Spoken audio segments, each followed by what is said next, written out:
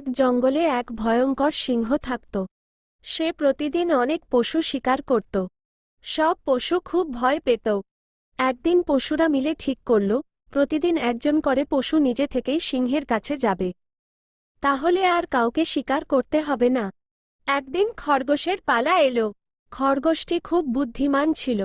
সে ইচ্ছে করে দেরি করে সিংহের কাছে গেল। সিংহ রেগে বলল, এত দেরি কেন? খরগোশ বলল, মহারাজ, আমি আসছিলাম, কিন্তু পথে আরেকটা সিংহ আমাকে ধরে বলল, এই জঙ্গলের রাজা সে। সিংহ গর্জে উঠল, কোথায় সে? আমাকে দেখাও। খরগোশ সিংহকে একটি গভীর কুয়ার কাছে নিয়ে গেল। সিংহ কুয়ার জলে নিজের প্রতিবিম্ব দেখল। সে ভাবল ওটাই অন্য সিংহ। রাগে সে কুয়ার মধ্যে ঝাঁপ দিল, কিন্তু সেখানে কেউ ছিল না। সিংহ ডুবে গেল। সব পশু খুব খুশি হল। তারা খরগোশের বুদ্ধির প্রশংসা করল।